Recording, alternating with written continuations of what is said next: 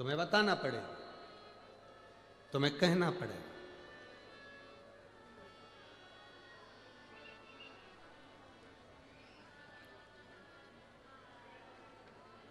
दशरथ जी की सास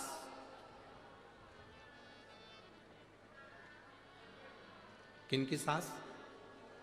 जम के बोलो जरा। दशरथ जी की सास, माता केकई की मां और केकई के पिता। केकई नरेश को भगवान शिव का एक वर था।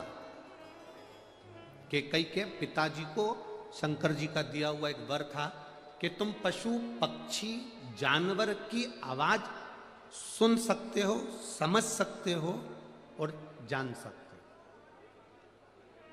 पक्षी आपस में क्या बात कर रहे हैं ये आप जान सकते हो, पशु आपस में क्या बात कर रहे हैं ये आप जान सकते हो। दशरथ जी के ससुर को शंकर जी का वर था, केकई नरेश को। अब केकई नरेश को तो ये वर था कि आपको ये वर है कि आप पक्षी की आवाज पहचान सकते हो, पशु की आवाज पहचान सकते हो, जानवर की आवाज पहचान सकते हो, क्या बोल रहा है आप समझ सकते हो। पर केकई नरेश, तुम्हें हमने वर दिया है कि तुम पक्षी की आवाज पहचान जाओगे, पर तुम याद रखना जिस दिन तुमने पक्षी क्या बात कर रहे हैं, पशु क्या बात कर रहे हैं, जानवर क्या बात कर रहे हैं, इस बात को किसी दूसरे को बता दिया तो उसी क्षण तुम्हारे प्राण छूट जाएंगे, उसी क्षण तुम्हें मरना पड़ेगा, उसी क्षण तुम्हारे प्राण चले जाएंगे। केकई नरेश ने कहा ठीक है भोलेनाथ, आप मुझे वर दे दो, मैं पशु पक्षी की आवाज पहचान जाऊंगा। वर दिया, तथास्तु। अब एक बार केकई नरेश अपने छत पर घूम रहे थे, उसी समय पर दो पक्षी एक डाली पर बैठे थे और दोनों आपस में बात कर रहे थे। दो पक्षी आपस में बात कर रहे, और दोनों पक्षी जब आपस में बात करे तो केकई नरेश को हंसी आ गई। इतनी तेज हंसी केकई नरेश को आई, ऐसी तेज हंसी केकई नरेश को आई कि केकई नरेश हंसते रहे। इतने में केकई की मां, केकई नरेश की पत्नी वहां पर आ गई और धर्म पत्नी ने आते से पूछा क्यों हंस रहे हो? केकई नरेश बोले मैं बता नहीं सकता। पत्नी ने फिर पति से कहा, केकई की मां ने फिर अपने पति से कहा तुम बताओ मुझको क्यों हंस रहे हो? केकई नरेश बोले मैं नहीं बता सकता। पत्नी ने जिद पकड़ ली, केकई की माता ने जिद पकड़ ली, तुम्हें बताना पड़ेगा।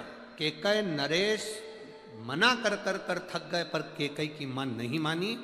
आखिरी में केकई नरेश की धर्म पत्नी माता केकई की मां ने ऐसी जिद पकड़ ली, आखिरी में केकई नरेश ने बताया कि ये दो पक्षी जो आपस में बात कर रहे हैं, ये बात ऐसी कर रहे हैं कि आज एक बोला कि मैं दिन भर से उड़ा और उड़ने के बाद मैं एक शिवालय पर जाकर बैठ गया, और दूसरा बोलता है कि मैं दिन भर से उड़ा और एक सूखे पेड़ पर जाकर बैठ गया।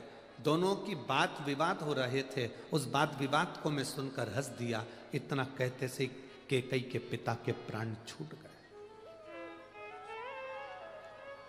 शिव महापुराण की कथा कहती है माना नारी जिद करे, पर वो जिद ना करे जिसमें पति के प्राण ही चले जाए।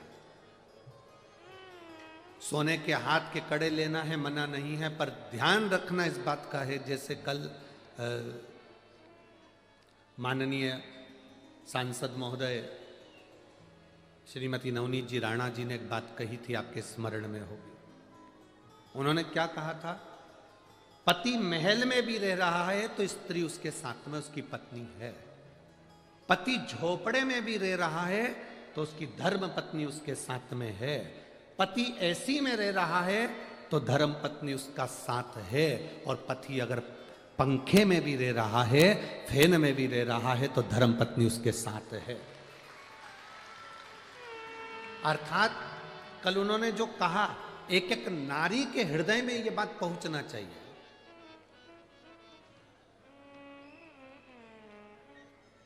जब ये कल सांसद महोदय इतनी सारी बातें कर रही थी तो हमको तो खुद डर लग रहा था कि अगली बार कथा हमारी होगी कि इनकी होगी। इतनी सुंदर सुंदर बातें ये कहां से बटोर के लाती है ये समझ में नहीं आता। पर हम तो कहते हैं ये गॉड गिफ्ट है, शंकर जी की कुछ कृपा आप पर बनी है। और आप, हम तो कहेंगे स्वयं अशोक सुंदरी के रूप में शिव की बेटी के रूप में आप हो, तो वो भगवान शिव ही आपको दे देता है। आपको भले दुनिया के लोग नवनीत जी राणा कहें, पर हमारी दृष्टि में तो आप शंकर की बेटी अशोक सुंदरी ही हो।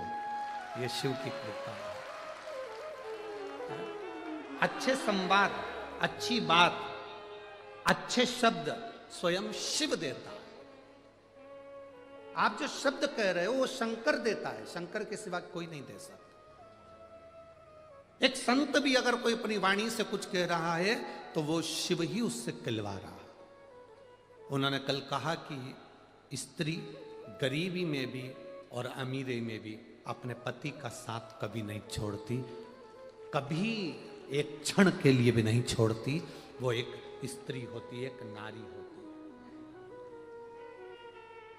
जिद पकड़ो, मना नहीं है। जिद पकड़ने में मना नहीं है। एक बच्ची ने पत्र लिखा कि मेरी भी जिद थी। देखिए,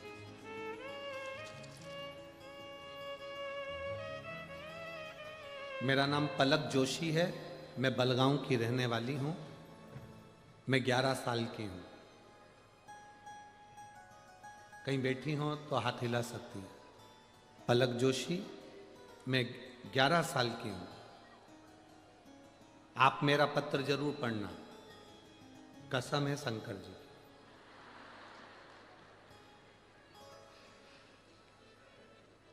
गुरुदेव, सबने सब कुछ किया। मेरी मम्मी को लोग हमेशा कहते थे कि तेरे घर में लड़की पैदा हुई है, लड़का नहीं। डॉक्टरों के हिसाब से मेरी मम्मी को दूसरी संतान का योग नहीं था, दूसरी बार वो मां नहीं बन सकती थी, कुछ उनको ऐसी तकलीफ थी। एक दिन मैंने मेरी मम्मी से पूछा, मां, कौन डॉक्टर कहता है कि मेरा भैया नहीं आएगा, मेरा भाई नहीं आएगा? मां ने कहा कि एक डॉक्टर ने कहा है एक हॉस्पिटल में। गुरुदेव, मैंने भी शंकर जी से कहा मेरा भाई आना चाहिए। 11 साल की भले मैं हूं, मेरी माता को संतान नहीं हो सकती, पर मुझे मेरा भाई चाहिए। और भाई भी वहीं से चाहिए। मेरा भाई भी होए तो उस हॉस्पिटल में हो जिस हॉस्पिटल के डॉक्टर ने उनको मना करा कि इसको संतान नहीं हो सकती। और बाबा का मैं क्या गुणगान करूं, मेरे शिव ने कृपा करी और 11 साल के बाद मेरे यहाँ मेरा भाई आया और उसी डॉक्टर के यहाँ, उसी हॉस्पिटल में मेरी मम्मी के गर्भ से मेरे भाई का जन्म हुआ। ये शिव ओघड़ी है, शंकर ओघड़ी है। पलक जोशी बलगांव की रहने वाली। बड़े सुंदर है। जो लिखने वाले पत्र लिखते हैं, बड़ी उन्होंने बहुत सुना होता है। एक पत्र और है,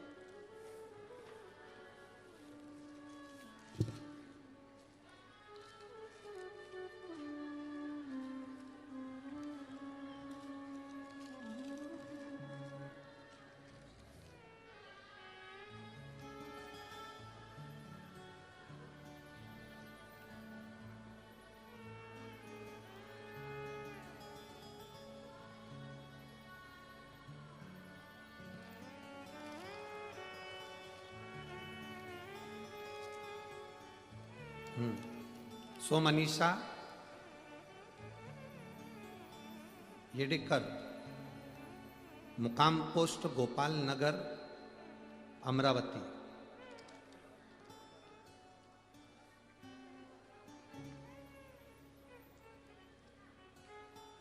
कहीं बैठी है क्या? आप ही हैं? इन्होंने पत्र लिखा है, गुरुजी ये मेरे मन की बात और मेरे पूरी सहेलियों की बात में लिख रही हूं। आपने एक कथा में कहा था कि बड़े बर्तन कभी कभी काम आते हैं, छोटे बर्तन ज्यादा काम आते हैं। छोटे बर्तन रोज प्रयोग में आते हैं और बड़े बर्तन कभी कभी प्रयोग में आते हैं। पर गुरुजी हमारे यहाँ उल्टा है। हमारे अमरावती में हमारे यहाँ के बड़े बर्तन, श्रीमती नवनीत जी राणा और रवि जी राणा, ये बड़े बर्तन हमारे रोज काम आते हैं, भले छोटे बर्तन काम आए। ये पत्र लिखा, बैठो बहन बैठो। श्री शिवाय नमस्तुभ्यं।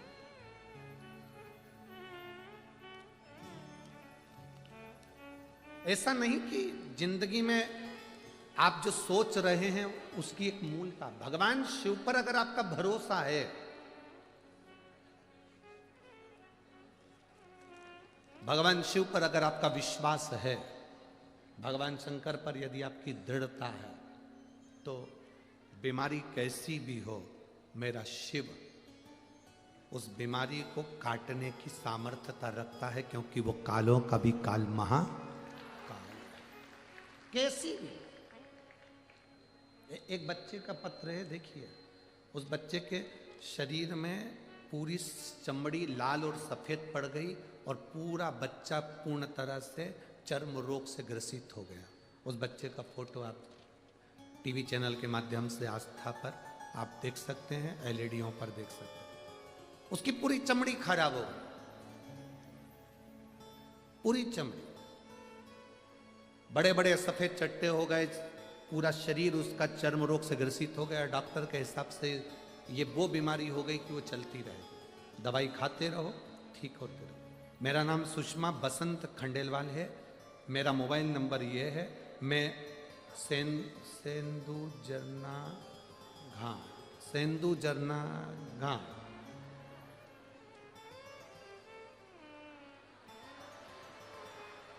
समझ गए? ठीक है।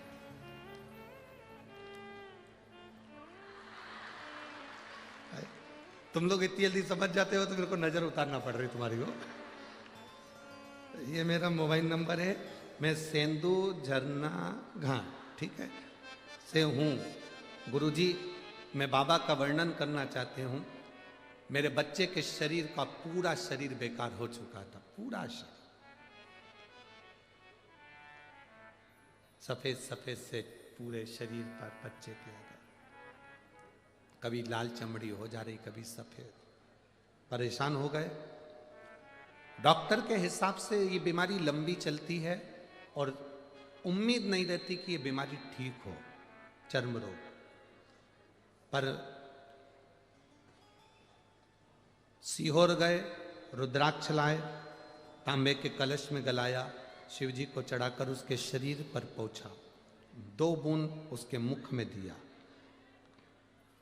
शंकर जी के मंदिर में नित्य जाकर दिया लगाना, बेलपत्री के पेड़ के नीचे दिया लगाना और वहां से थोड़ी सी मिट्टी लाकर शरीर पर लगाना। डॉक्टर के हिसाब से यह बीमारी बहुत लंबी थी। 4 महीने के अंदर मेरी बच्चा ठीक हो गया। मैं बाबा को यहां प्रणाम करने आई। ये शिव तत्व है, ओ घड़ी शंभु।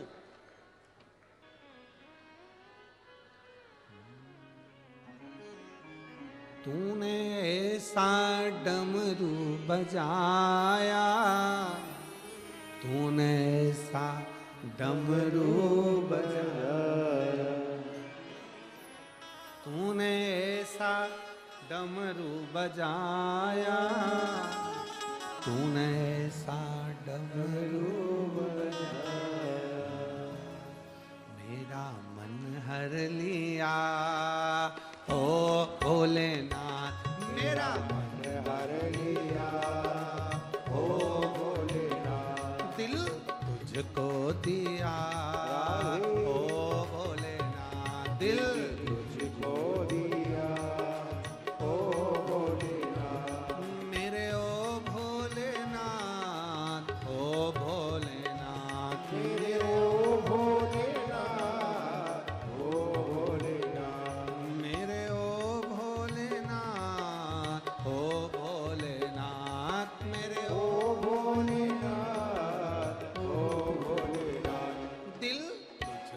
दिया ओ भोलेनाथ, दिल तुझको दिया ओ भोलेनाथ, ये क्या कर दिया ओ भोलेनाथ, ये क्या कर दिया ओ भोलेनाथ।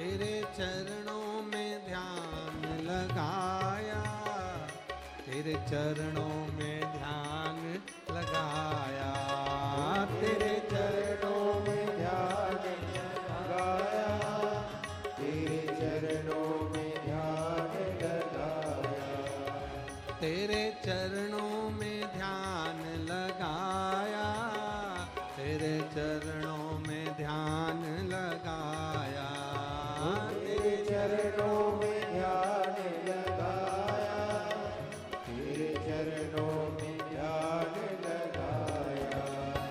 मुझे अपना लिया ओ भोलेनाथ, मुझे अपना लिया ओ भोलेनाथ, मुझे अपना लिया ओ भोलेनाथ, मुझे अपना लिया ओ भोलेनाथ, मेरे ओ भोलेनाथ, ओ भोलेनाथ, मेरे ओ भोलेनाथ, ओ भोलेनाथ, मेरे ओ भोलेनाथ,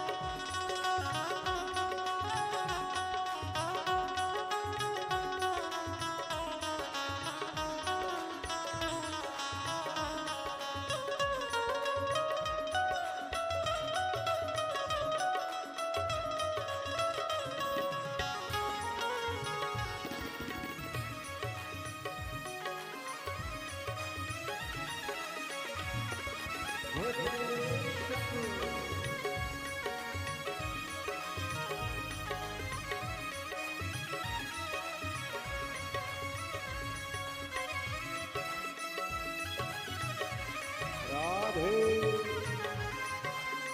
हरि बोल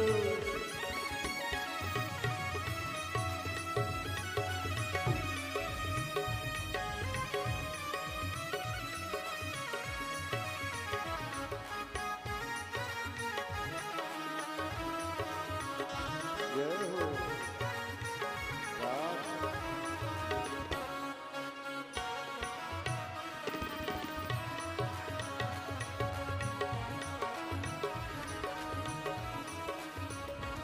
मैं तो बैठी थी गंगा किनारे, मैं तो बैठी थी गंगा किनारे, मैं तो बैठी थी गंगा किनारे मैं तो बैठी थी गंगा किनारे मैं तो बैठी थी गंगा किनारे, मैं तो बैठी थी गंगा किनारे, मैं तो बैठी थी गंगा किनारे मैं तो बैठी थी गंगा किनारे आके दर्शन दिया ओ भोलेनाथ, आके दर्शन दिया ओ भोलेनाथ दिल तुझको दिया ओ भोलेनाथ, दिल तुझको दिया ओ भोलेनाथ मेरे ओ भोलेनाथ, ओ भोलेनाथ, मेरे ओ भोलेनाथ ओ भोलेनाथ मेरे ओ भोलेनाथ, ओ भोलेनाथ, मेरे ओ भोलेनाथ ओ भोलेनाथ दिल तुझको दिया ओ भोलेनाथ, दिल तुझको दिया ओ भोलेनाथ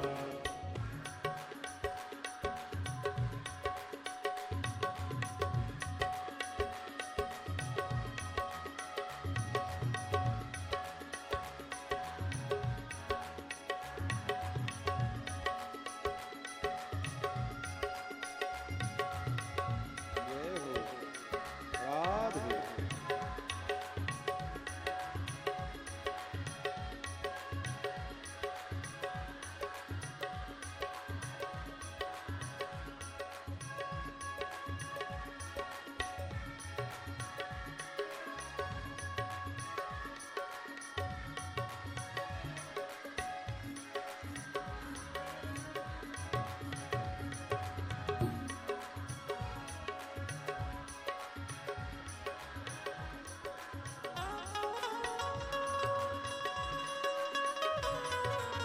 राधे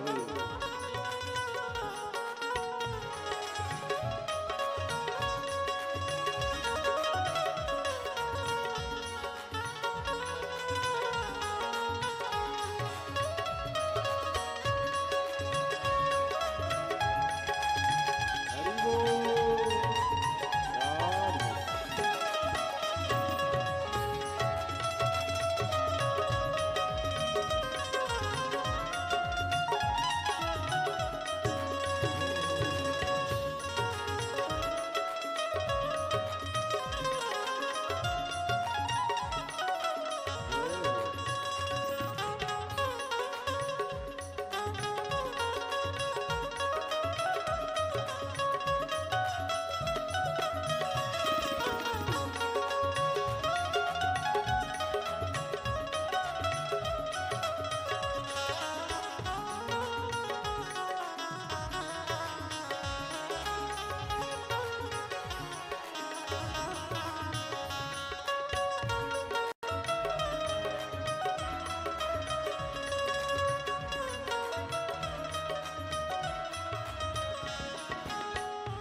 तेरे चरणों में ध्यान लगाया, तेरे चरणों में ध्यान लगाया, तेरे चरणों में ध्यान लगाया तेरे चरणों में ध्यान लगाया तेरे चरणों में ध्यान लगाया, तेरे चरणों में ध्यान लगाया, ओ भोलेनाथ, दिल तुझको दिया ओ भोलेनाथ ये क्या कर दिया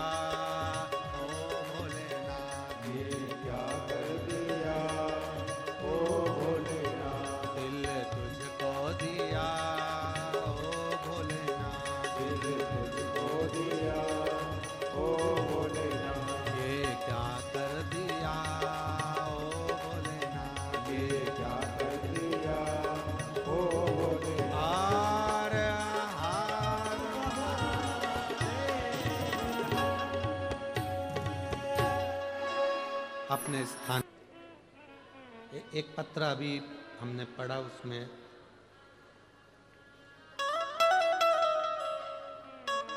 अर्चना अशोक श्रीवास, तेल्हारा जिला अकोला की रहने वाली है। कहीं बैठी हो तो हाथ हिला सकती हैं। अर्चना अशोक श्रीवास, तेल्हारा जिला अकोला। मेरा मोबाइल नंबर ये है, कहीं बैठी हो तो हाथ हिला सकती हैं। दिख गई? हाथ हिलाओ।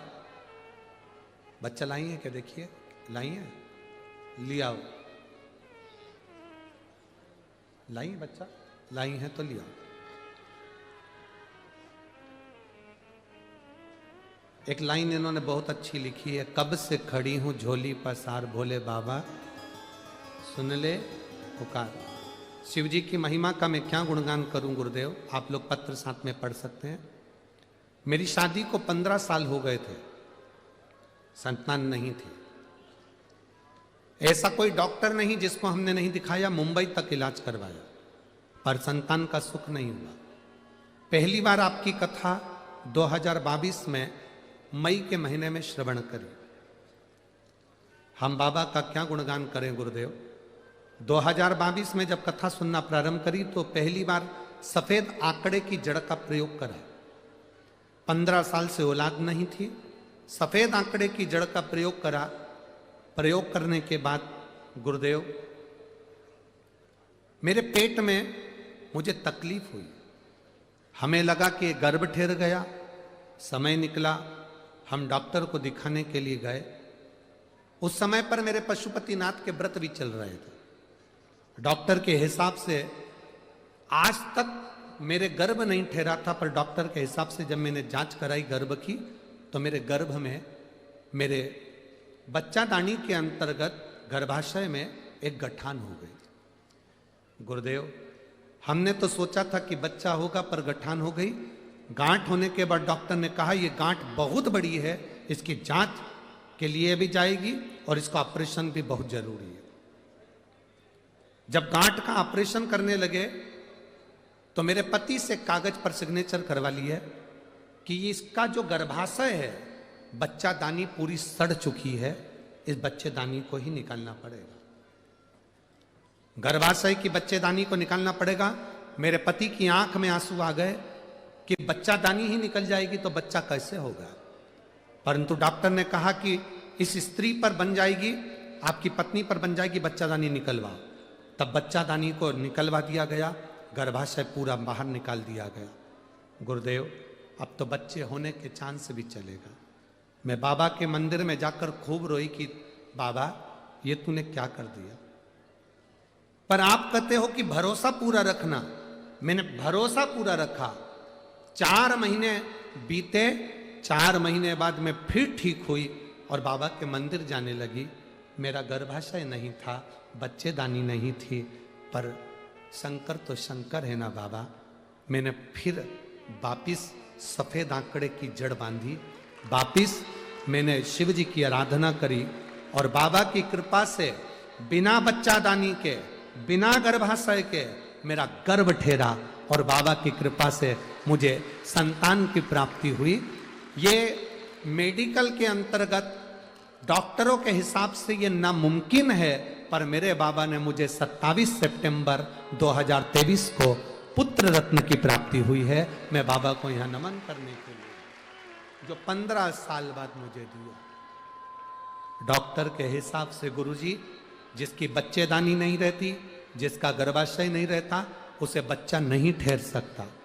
ये डॉक्टर के हिसाब से बच्चा नहीं हो सकता, पर मेरे बाबा आप कहते हो ना गुरुदेव, आपके वचन पर जो भरोसा है वो भरोसे ने निभा दिया और बिना बच्चेदानी और बिना गर्भाशय की भी मुझे औलाद दे दी। ये शिव कृपा, ये शंभू की कृपा। अर्चना अशोक श्रीवास, तेल्हारा गांव, जिला अकोला, मोबाइल नंबर ये शिव तत्व अवघड़ी है।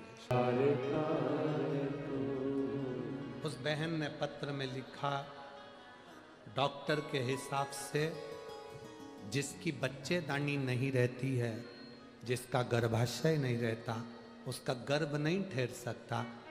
ये आश्चर्य कैसे हो गया? और बाबा ने मुझे पुत्र रत्न की प्राप्ति 15 साल के बाद।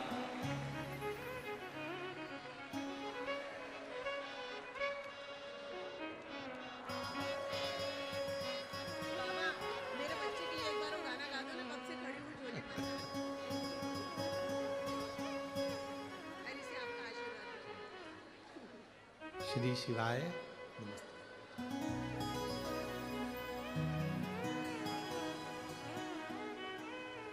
अरे लुटा दिया। लोग कहते हैं हमारी दुकान पर किसी ने कुछ कर दिया, लोग कहते हैं हमारे ऊपर किसी ने कुछ कर दिया, लोग कहते हैं हमारे ऊपर। तुम्हारी कितने की दुकान, कितना कमाते हो जो लोग तुम्हारे ऊपर कर देते हैं? अगर करने वाले होंगे तो जो करोड़ों में कमा रहे होंगे उनके ऊपर कुछ करके बताएं। बहुत कठिन है कि कोई कुछ करेगा। आपकी मेहनत के आगे, आपकी लगन के आगे, आपके कर्म के आगे कोई कुछ नहीं कर सकता। आप आगे बढ़ सकते हो और वो दम, वो मेहनत, वो तुम्हारे भीतर है, वो बल तुम्हारे अंदर है, वो तुम्हारे भीतर है। पार्वती जी शिव जी को बोली और शंकर भगवान ने उनको ज्ञान उपदेश दिया। बड़ा सुंदर उपदेश देने के बाद भगवान देव अधिदेव महादेव चंचुला देवी से कहकर बड़े भाव के साथ, आनंद के साथ, सुंदर आनंदमय 12 ज्योतिर्लिंग का चरित्र स्मरण कराते हैं।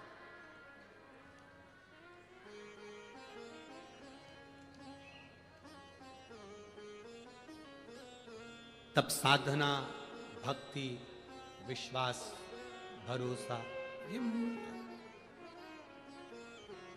जिस हनुमानगढ़ी के इस पवित्र प्रांगण्य में ये शिव महापुराण की कथा चल रही है, इसी के नजदीक में सामने ही इंद्रशेष बाबा की तपोभूमि भी है, जहां गायत्री माता गौ माता के रूप में सदा विराजमान है।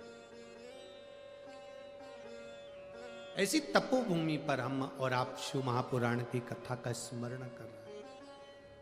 तुमरुका जी ने चंचुला देवी को 12 ज्योतिर्लिंग का स्मरण कराया। प्रथम सोमनाथ जी का वर्णन किया। चंद्रदेव को काया का रोग होता है, उस काया के रोग से मुक्ति के लिए शिव की आराधना करते हैं, काया के रोग से मुक्त होते हैं। देवताओं पर भी अगर तकलीफ आई है तो उन्होंने शंकर की भक्ति करी है। राम जी लंका पर चढ़ाई करने से पहले शिव की भक्ति करते हैं, भगवान कृष्ण भी शिव की भक्ति करते हैं। शंकर की भक्ति बिना कोई देव नहीं रहा। फिर वर्णन आया श्री मल्लिकार्जुन जी का। षडानंद कार्तिक के रुष्ट होकर जाते हैं। भगवान देव अधिदेव महादेव पार्वती जी के साथ उन्हें मना कर ले आते, मल्लिकार्जुन के रूप में विराज। फिर अगला वर्णन आया है ओमकारेश्वर महाकालेश्वर का। दूषण नाम के राक्षस के संहार के लिए भगवान देव अधिदेव महादेव महाकाल बनकर प्रकट हुए। फिर वर्णन ओमकारेश्वर विंध्य नामक पर्वत के तप करने पर देव अधिदेव महादेव विराजमान है। केदारनाथ नर नारायण के तप से केदारेश्वर के रूप में विराजमान हुए। फिर वर्णन आया भीमाशंकर का। कुंभकर्ण की धर्मपत्नी करकटी के पुत्र भीम का संहार करा तो शिवजी का नाम भीमाशंकर हुआ। काशी विश्वनाथ मनु शत्रुपा के तप के बल पर भगवान विश्वनाथ विराजमान हुए। अगला वर्णन आया त्र्यंबकेश्वर। गौतम बाबा पर गौ हत्या का दोष लगा, उस दोष से मुक्त होने के लिए माता हिल्या ने शिव, भगवान ब्रह्मदेव, भगवान नारायण की आराधना करी। ब्रह्मा विष्णु महेश 3 लिंग के रूप में महाविराजमान हुए। त्र्यंबक में वो आनंद पाए। अगला वर्णन श्री वैद्यनाथ जी। रावण भगवान शिव को लेकर जा रहे थे, शिवलिंग के भार को जानकर भूमि पर रख दिया, उसे उठा नहीं, बाबा वैद्यनाथ के रूप में विराजमान हो गए। फिर वर्णन आया है श्री नागेश्वर। दारुक नाम के राक्षस का संहार भगवान शिव ने करा और नागेश्वर के रूप में विराजमान हुए। फिर वर्णन आया है श्री रामेश्वरम। मेरे राम जी महाराज लंका पर चढ़ाई करने से पहले शिवलिंग की स्थापना करते हैं और शिव की पूजन कर कर लंका पर चढ़ाई करते हैं। वो रामेश्वर के रूप में विराजमान होते हैं। अगला वर्णन है श्री कृष्णेश्वर। सुधर्म नाम के ब्राह्मण की 2 धर्म पत्नियां थी, सुदेहा और घूष्मा। घूष्मा का बेटा मर चुका था। लोग पूछें कि ऐसा होता है? यहां 12 ज्योतिर्लिंग में से एक ज्योतिर्लिंग है। घूष्मा का बेटा मर चुका था, 5 दिन हो गए थे। तालाब में उसका शव पड़ा हुआ था, कटा हुआ शव एक कपड़े में बंधा हुआ पड़ा था। घूष्मा ने पार्थिव शिवलिंग की पूजन कर कर विसर्जन करते हुए मन में सोचा, मेरे बेटे का मुझे दर्शन नहीं हुआ बाबा। मरा हुआ बेटा 5 दिन पहले जो मरा था वो जिंदा लौट कर वापिस आया। वो कृष्णेश्वर महादेव, कृष्णेश्वर। हमने पहले भी कथा में कहा कि शिव महापुराण में आप जब बैठते हैं, जो सोचते हैं वो मिलता है। कुंभज बाबा के आश्रम में, अगस्त ऋषि के आश्रम में शंकर और माता सती शिव महापुराण की कथा सुनने के लिए गए। सती ने मन में सोचा, मेरी शादी हुई, विवाह हुआ और मेरे पति मुझे यहां कथा सुनाने लिया है, इससे तो मेरा शरीर जलकर भस्म हो जाए तो अच्छा। गुस्से में आकर माता सती ने, ये कथा चल रही थी, विचार कर लिया कि मेरा शरीर जल के भस्म हो जाए तो अच्छा। वो सती दक्ष प्रजापति की यज्ञशाला में जलकर भस्म हुई। कथा चलते में शंकर भगवान ने विचार करा कि मैं राम का दर्शन करूं। तो शंकर भगवान जब कथा सुनकर जा रहे थे तो उनको वन में राम जी का दर्शन हुआ। शिव महापुराण के पावन प्रांगण में, चाहे टीवी पर सुन रहे हो, आस्था चैनल पर सुन रहे हो, फेसबुक यूट्यूब पर सुन रहे हो, चाहे पंडाल में सुन रहे हो, चाहे विदर्भ की इस पवित्र भूमि पर कथा सुन रहे हो, जो तुम्हारे मन में चलता है बाबा उसको पूर्ण करता है। आप जब कथा के पंडाल में पहुंचे, दिल से बाबा से जो आप हृदय से सोच कर आए हो, बाबा आपको देकर जरूर भेजता है। शिव पुराण कहती है, जल चढ़ाने का, भजन करने का, कथा सुनने का जो फल है, जो मिलता है, वो जिंदगी में कहीं प्राप्त नहीं हो सकता। पर इतना जरूर स्मरण रखे कि शंकर की कभी निंदा ना करें, शंकर की कभी अवहेलना ना करें। शिव तत्व को या तो जाने, नहीं तो शंकर के लिए एक भी अपशब्द अपने मुख से ना कहें। जैसे जल चढ़ाने का फल मिलता है, निंदा करने का क्या फल होता है, ये देवऋषि नारद की कथा कहती है। नारद जी ने शंकर जी की निंदा कर दी थी और उन्हें बंदर का मुख लगाना पड़ा। भगवान विष्णु ने शंकर की निंदा सुन ली थी, सिर कट गया, उन्हें घोड़े का मुख लगना पड़ा। हयग्रीव अवतार हुआ भगवान विष्णु का, केवल शंकर की निंदा सुनी थी इसलिए घोड़े का मुंह लगा था। शंकर की निंदा करी थी इसलिए बंदर का मुख लगा था देवऋषि नारद का। उस दिन से नारद जी ने हाथ जोड़ लिए कि ना तो शंकर की कभी निंदा सुनना है और ना कभी शंकर की निंदा करना है।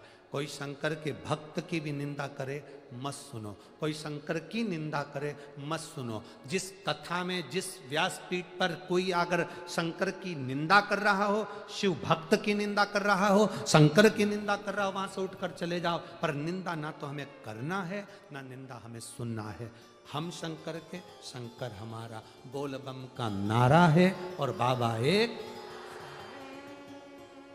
शिव निंदा से दूर रहे, भगवान की अविरल भक्ति को धारण करें, ये भक्ति है। विदर्भ वालों के लिए, विदर्भ की ये पवित्र धरा पर जो ये कथा लेकर आई हैं सांस्कृतिक